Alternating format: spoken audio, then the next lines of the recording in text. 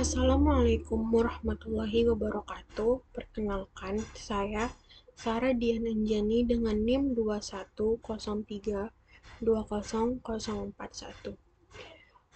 Pada kesempatan kali ini, saya akan membahas kepemimpinan efektif, meliputi kekuasaan, kriteria pemimpin, dan karakter dari pemimpin.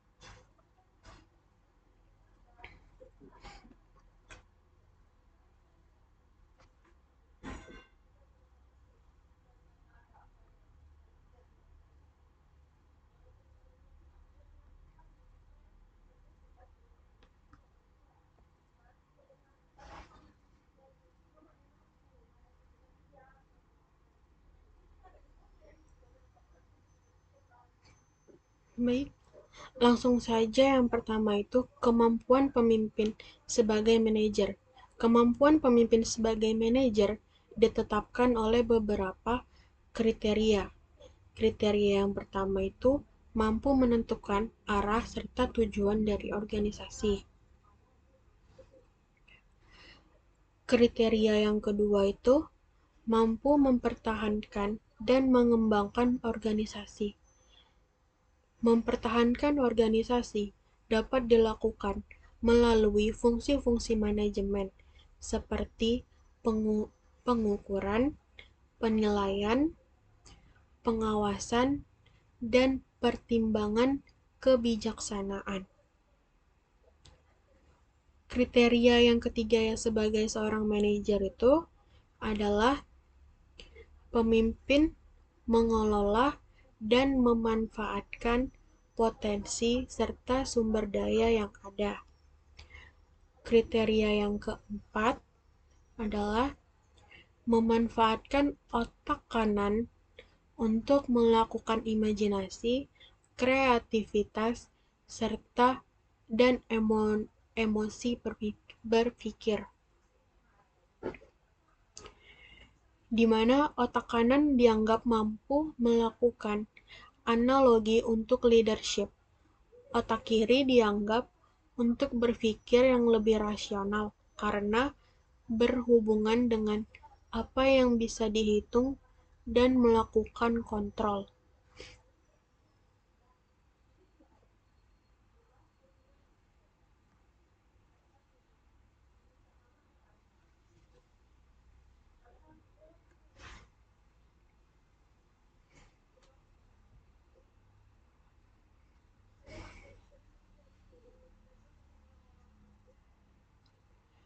Selanjutnya itu ada kekuasaan dan kewenangan, di mana kekuasaan ini amat erat hubungannya dengan kewenangan. Kekuasaan melibatkan kekuatan dan paksaan, sedangkan wewenang merupakan bagian dari kekuasaan yang cakupannya lebih sempit. Wewenang tidak menimbulkan implikasi kekuatan, serta unsur yang ada di dalam wewenang tersebut.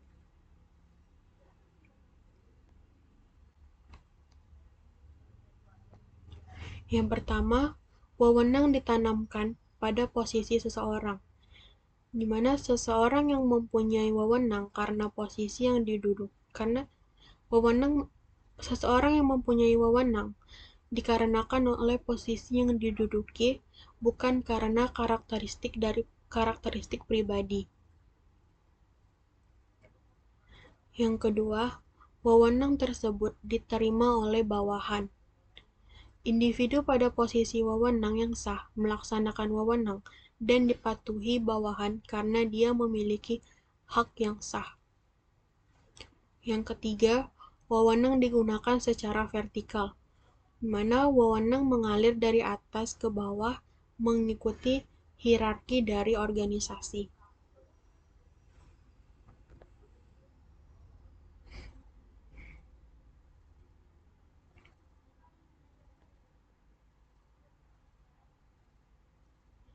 Basis kekuasaan.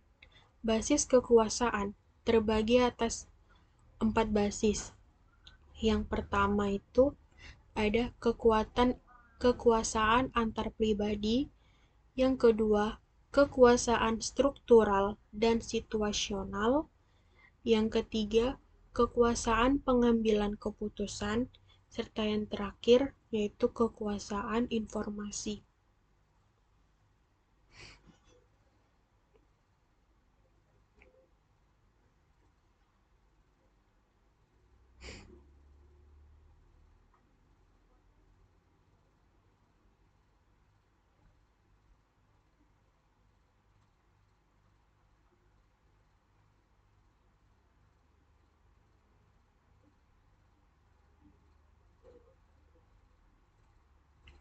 Kekuasaan antar pribadi terbagi atas 5 bagian. Yang pertama itu ada kekuasaan legitimasi, yang kedua kekuasaan imbalan, yang ketiga ada kekuasaan paksaan, yang keempat ada kekuasaan ahli, dan yang kelima itu ada kekuasaan panutan. Pada kekuasaan legitimasi, yaitu kekuasaan legitimasi adalah kemampuan seseorang untuk mempengaruhi orang lain karena posisinya. Seseorang yang tingkatannya lebih tinggi memiliki kekuasaan atas pihak yang berkedudukan lebih rendah. Batas-batas kekuasaan ini akan sangat tergantung pada budaya, kebiasaan, dan sistem nilai yang berlaku dalam organisasi yang bersangkutan. Kekuasaan yang kedua adalah kekuasaan imbalan,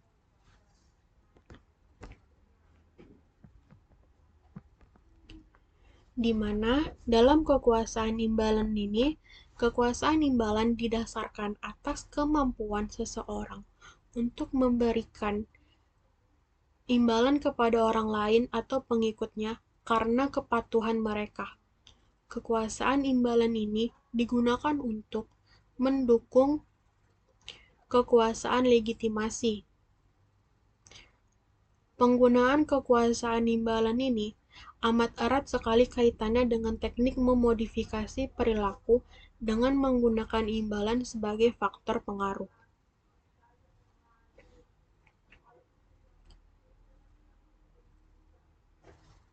Yang ketiga ada kekuasaan paksaan, di mana kekuasaan imbalan seringkali dilawan dengan kekuasaan paksaan, yaitu kekuasaan untuk menghukum. Hukuman adalah segala konsekuensi tindakan yang dirasakan tidak menyenangkan bagi orang yang menerimanya. Meskipun hukuman mungkin mengakibatkan dampak sampingan yang tidak diharapkan, misalnya perasaan dendam, tetapi hukuman adalah bentuk kekuasaan paksaan yang masih digunakan untuk memperoleh kepatuhan atau memperbaiki prestasi yang tidak produktif dalam organisasi.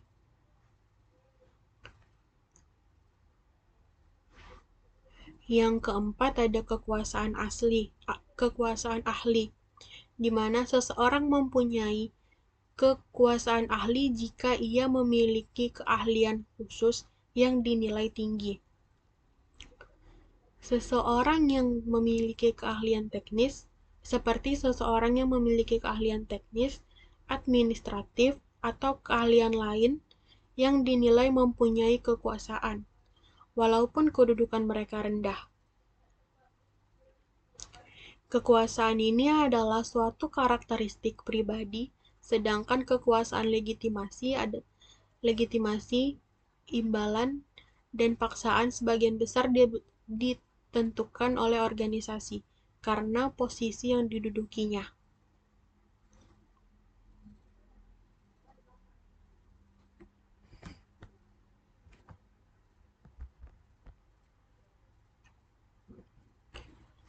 Kekuasaan yang kelima itu adalah kekuasaan panutan, di mana banyak individu yang menyatukan diri dengan atau dipengaruhi oleh seseorang dengan gaya kepribadian atau perilaku yang bersangkutan. Karisma orang yang bersangkutan adalah basis kekuatan panutan.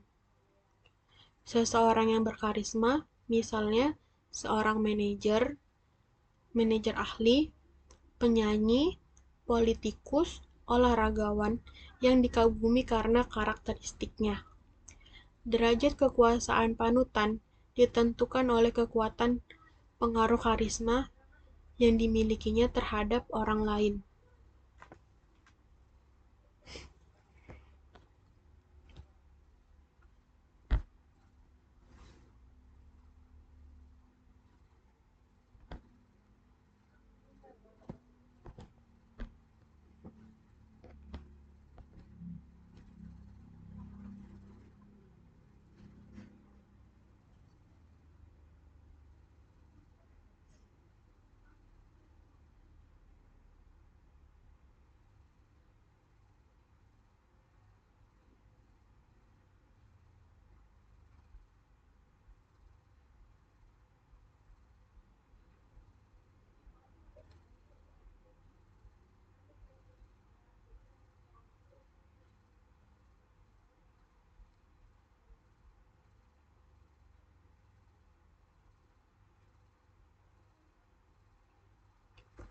Basis kekuasaan yang kedua yaitu kekuasaan struktural dan situasional, mana kekuasaan terutama ditentukan oleh struktur di dalam suatu organisasi.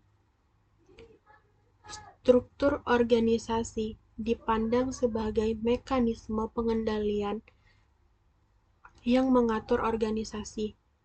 Jadi, struktur organisasi menciptakan kekuasaan dan wewenang formal dengan mengkhususkan orang-orang tertentu untuk melaksanakan tugas pekerjaan dan mengambil keputusan tertentu dengan memanfaatkan kekuasaan informal. Mungkin timbul karena struktur informasi dan komunikasi dalam sistem tersebut.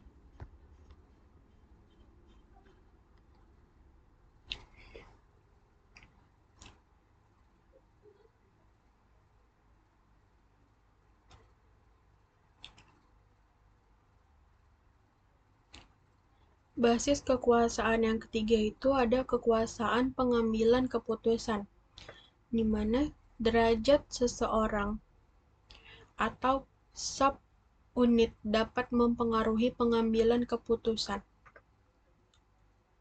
Pengambilan keputusan akan menentukan kadar kekuasaan.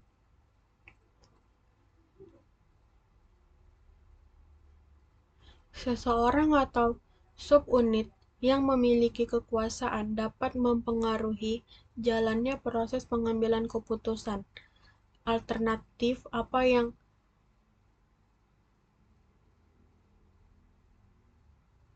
yang dipilih dan kapan keputusan tersebut diambil.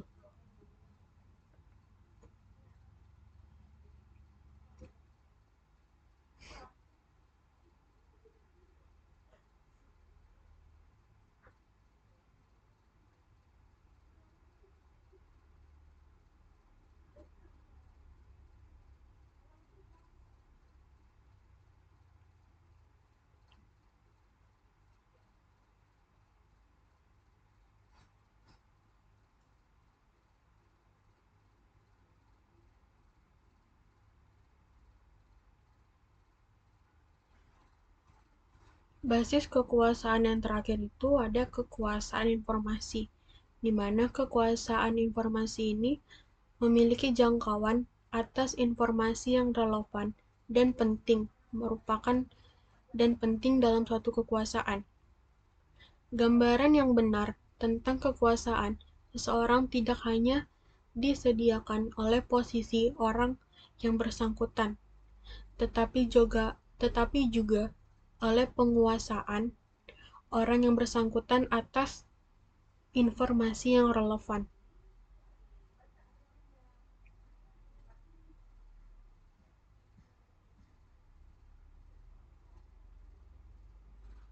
Seorang akuntan dalam struktur organisasi umumnya tidak memiliki kekuasaan antar pribadi khusus yang kuat dan jelas dalam struktur organisasi, tetapi mereka memiliki kekuasaan karena mereka mengendalikan informasi yang penting.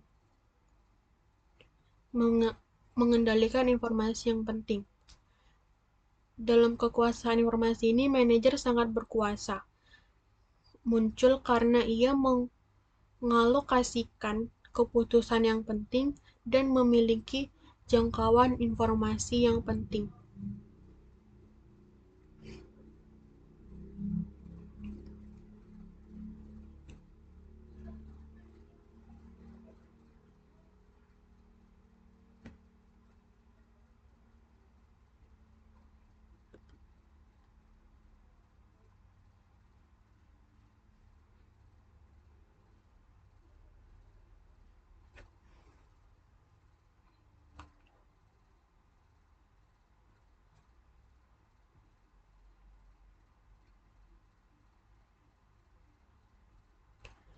Selanjutnya itu ada kepemimpinan yang efektif, di mana kepemimpinan yang efektif ini menjelaskan mengatur orang yang terkadang sulit dan sering juga mudah dilakukan, karena orang yang diatur atau bawahan dan orang yang mengatur atau pemimpin pemimpin atau manajer sering mempunyai pendapat dan pengalaman serta kematangan jiwa, kemampuan, dan kemampuan dalam menghadapi situasi yang berbeda.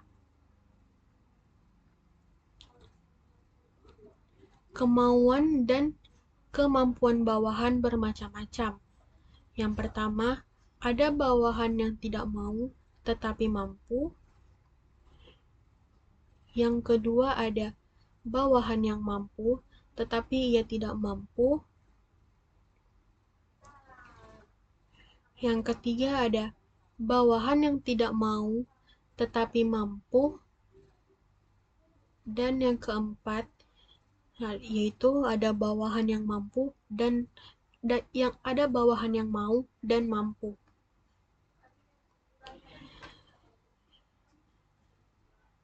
Dari kemampuan serta kemampuan yang bermacam-macam tersebut dapat disimpulkan bahwa keberhasilan seorang pemimpin adalah apabila pemimpin tersebut dapat mengidentifikasi tingkat kedewasaan individu atau kelompok bawahan yang hendak ia pengaruhi dan menerapkan gaya kepemimpinan yang sesuai. Dengan kata lain, efektivitas seorang manajer dalam memimpin bawahannya banyak tergantung dari situasi dan kematangan bawahannya. Tidak ada gaya kepemimpinan yang paling baik dan tidaklah tepat menerapkan gaya kepemimpinan yang sama pada setiap situasi yang dihadapinya.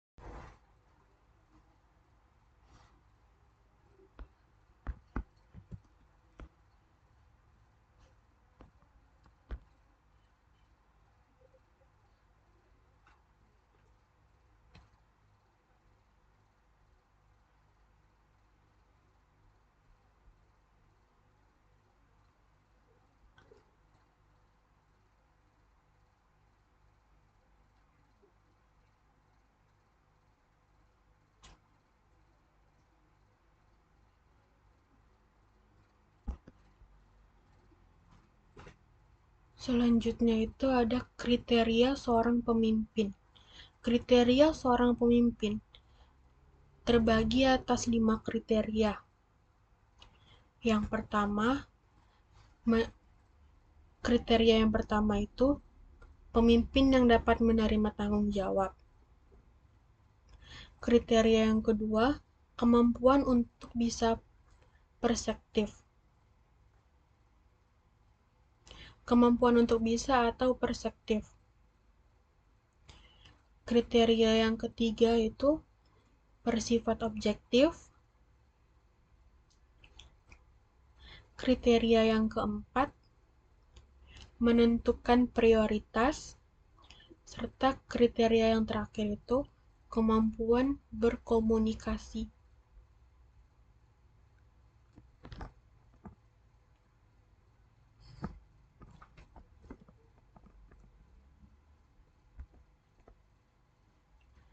Kriteria seorang pemimpin. Yang pertama, menerima tanggung jawab. Pemimpin yang menerima kewajiban untuk mencapai suatu tujuan, berarti pemimpin tersebut bersedia untuk bertanggung jawab atas apa-apa yang dilakukan oleh bawahannya, di mana pemimpin harus mampu mengatasi bawahan serta mengatasi tekanan kelompok informal.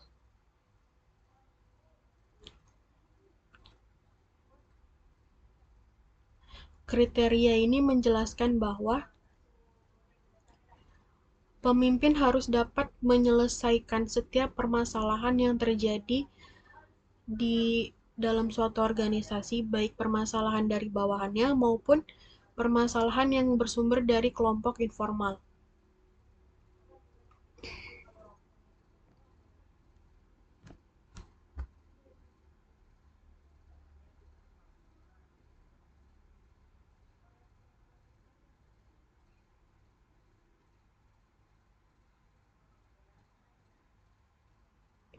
Kriteria yang kedua itu kemampuan untuk bisa atau perspektif. Perspektif ini menunjukkan kemampuan untuk mengamati atau menemukan kenyataan dari suatu lingkungan. Setiap pemimpin haruslah mengetahui tujuan organisasi, sehingga mereka bisa bekerja untuk membantu mencapai tujuan tersebut. Disinilah pemimpin memerlukan kemampuan untuk memahami bawahan, sehingga pemimpin dapat mengetahui kekuatan atau kelemahan dari masing-masing bawahannya, serta juga berbagai keinginan yang dimiliki oleh bawahan. Keinginan yang diinginkan oleh bawahan. Di samping itu, pemimpin harus juga mempunyai persepsi introspektif atau pemimpin yang dapat menilai dirinya sendiri, sehingga pemimpin yang demikian dapat mengetahui kekuatan, kelemahan, dan tujuan yang layak bagi dirinya sendiri.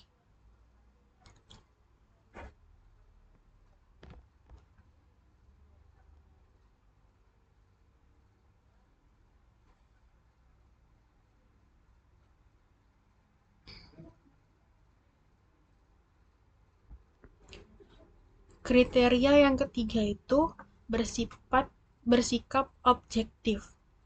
Objektivitas adalah kemampuan untuk melihat suatu peristiwa atau merupakan perluasan dari kemampuan perspektif, di mana apabila perspektif menimbulkan kepekaan terhadap fakta, kejadian, dan kenyataan-kenyataan yang lain, objektivitas mampu membantu pemimpin untuk meminimumkan faktor-faktor emosional dan pribadi yang dapat menepis realitas yang ada.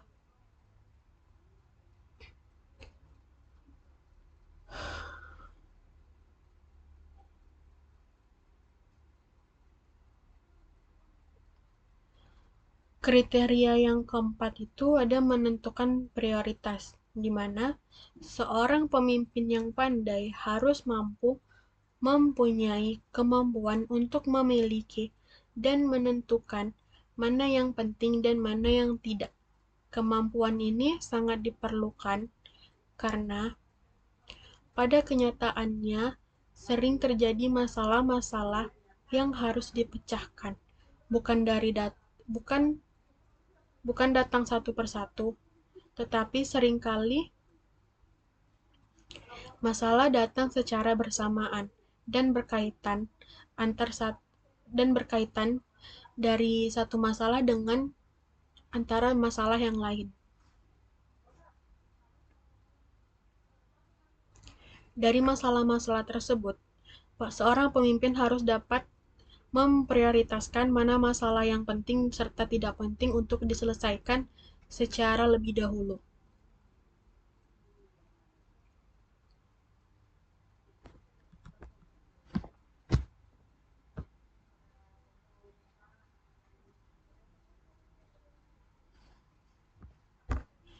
Kriteria seorang pemimpin yang terakhir yaitu adalah kemampuan berkomunikasi, di mana kemampuan di mana kemampuan berkomunikasi ini adalah kemampuan untuk memberikan dan menerima informasi, merupakan suatu keharusan bagi seorang pemimpin.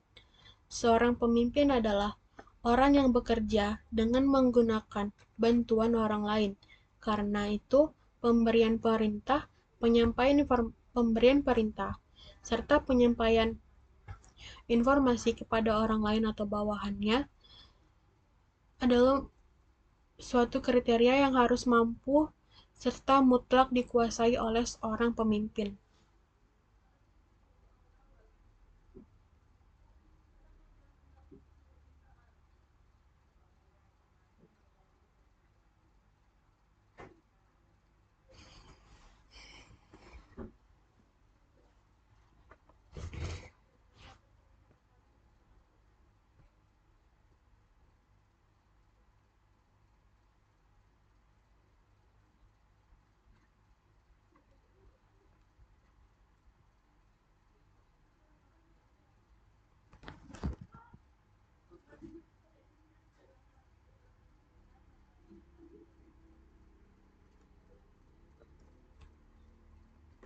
Selanjutnya ada perilaku pemimpin.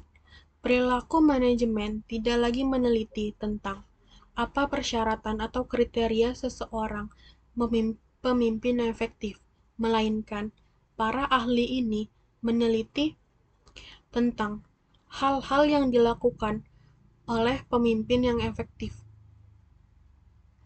Bagaimana mereka, yaitu tentang bagaimana mereka mendelegasi tugas, bagaimana mereka mengambil keputusan, bagaimana mereka berkomunikasi dan memotivasi para bawahan. Seorang pemimpin memang harus memiliki kualitas tertentu, namun di samping itu ada suatu cara yang terbaik untuk memimpin tidak seperti kualitas pemimpin. Maka perilaku pemimpin merupakan sesuatu yang dapat dipelajari. Jadi, seseorang yang dilatih dengan kepemimpinan yang tepat akan bisa menjadi pemimpin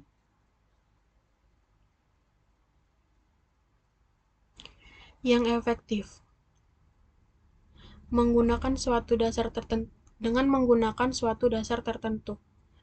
Dasar yang sering dipergunakan adalah tugas yang harus diemban oleh seorang pemimpin, kewajiban yang diharapkan pemimpin juga diterima oleh bawahannya. Dengan demikian pula, dengan falsafah yang dianut oleh pimpinan untuk pengembangan organisasi.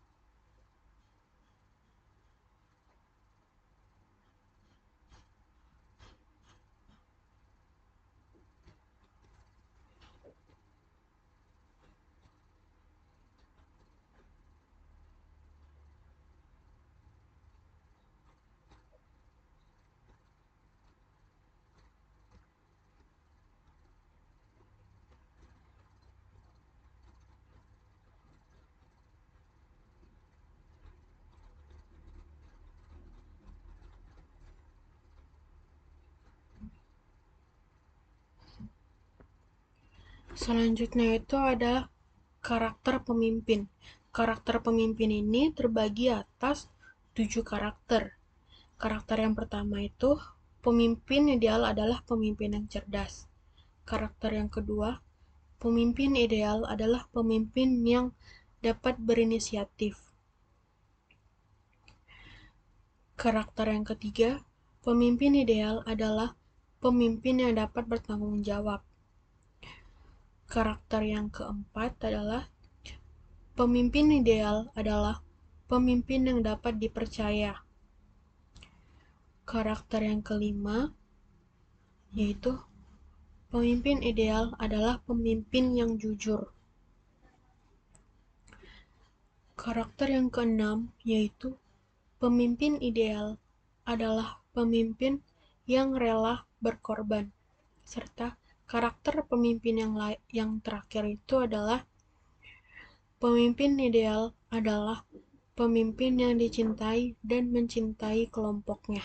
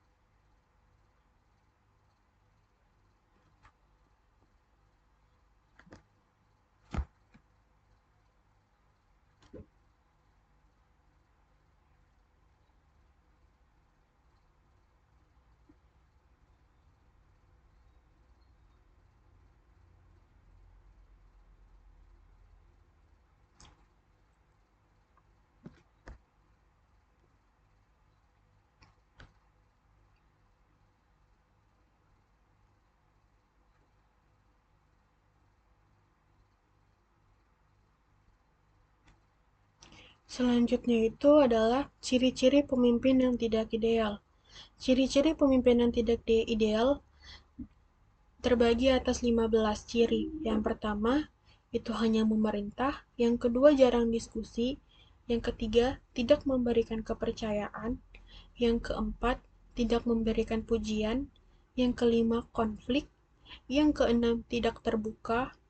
Yang ketujuh, ada tidak bertanggung jawab. Yang kedelapan, pemimpin yang tidak memiliki visi.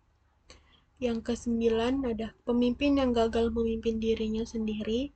Yang ke-10 ada pemimpin yang mengandalkan pengalaman masa lalu. Yang ke-11 ada terlibat politik kantor. Yang ke-12 ada tak punya tujuan kerja. Yang ke-13 adalah pemimpin yang menyalahgunakan sumber daya.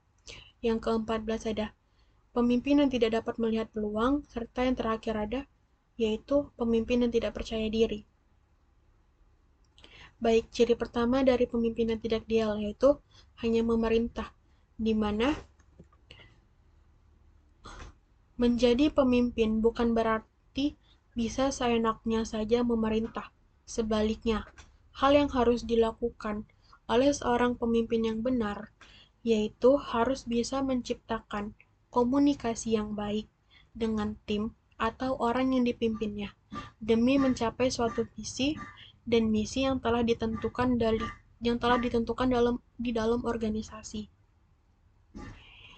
Ciri pemimpin yang tidak ideal yang kedua itu adalah jarang diskusi, di mana pemimpin yang buruk biasanya jarang berdiskusi dengan bawahannya. Tetapi pemimpin tersebut menuntut timnya untuk selalu solid. Dengan berdiskusi, pemimpin pun bisa tahu jika ada masalah di antara orang-orang yang sedang dipimpinnya.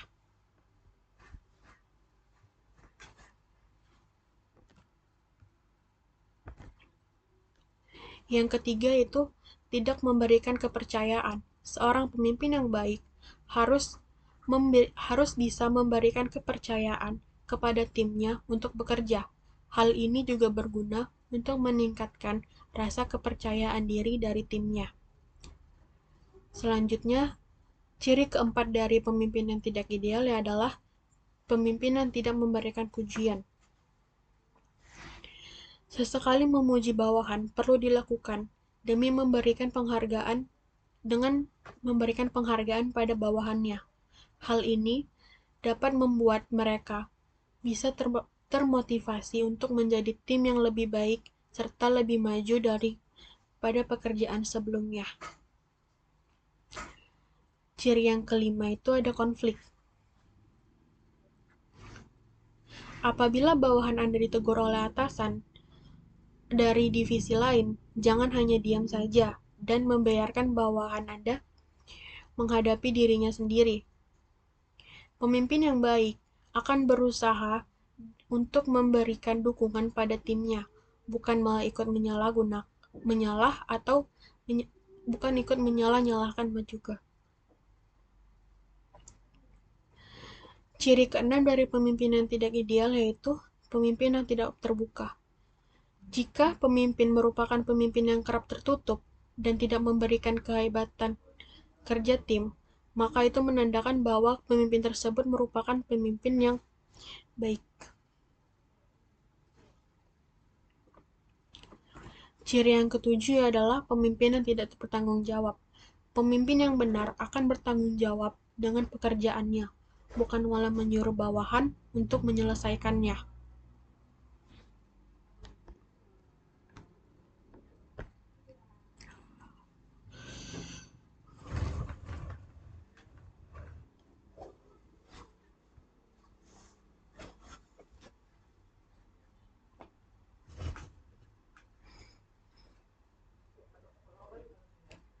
Ciri kedelapan dari pemimpin yang tidak ideal, yaitu pemimpin yang tidak memiliki visi. Pemimpin yang tidak memiliki visi tidak bisa menginspirasi tim atau memotivasi kinerja, atau menciptakan nilai yang berkelanjutan. Tugas pemimpin adalah untuk menyelaraskan organisasi sesuai dengan visi yang jelas dan dapat dicapai. Hal ini tidak bisa terjadi ketika orang buta menuntun orang buta, yang artinya pemimpin yang tidak mempunyai visi menuntun anggotanya dalam tim juga tidak dapat memiliki tujuan dan arah.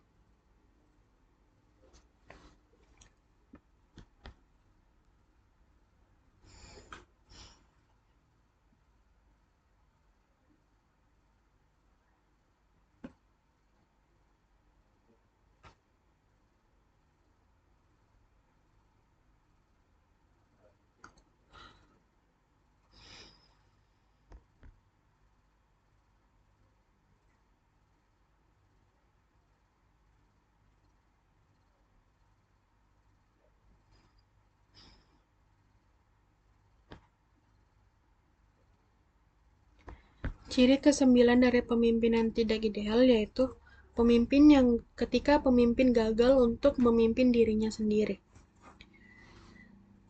Tidak peduli seberapa cerdas, ramah, atau persuasif seseorang, jika mereka rentan terhadap rasionalisasi perilaku yang tidak etis dan tidak berdasarkan kebutuhan saat ini atau masa depan, mereka akhirnya akan menjadi mangsa kehancuran pada diri mereka sendiri.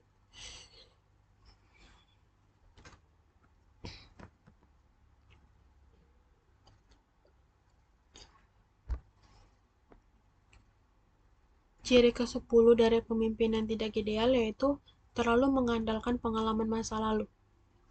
Pemimpin yang cenderung mengandalkan pengalaman masa lalu yang tampaknya berguna, tetapi sebenarnya berbahaya, karena tidak benar-benar cocok dengan situasi saat ini dan tidak akan menjadi bermanfaat. Pemimpin harus memperhatikan kondisi kerja, rekan kerja, sumber daya, dan bagaimana menciptakan momentum di lingkungan yang baru.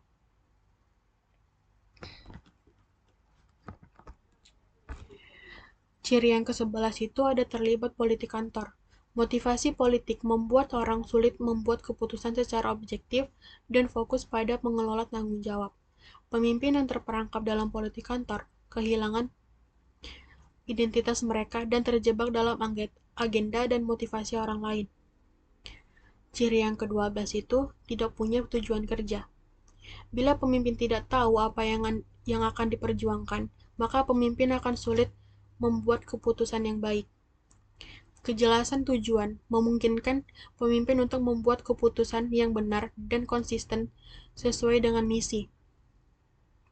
Ketika tujuan terganggu, maka pemimpin akan kehilangan hubungan dengan naluri dan mulai membuat keputusan tanpa dependensi atau ketergantungan yang tepat dari sumber daya.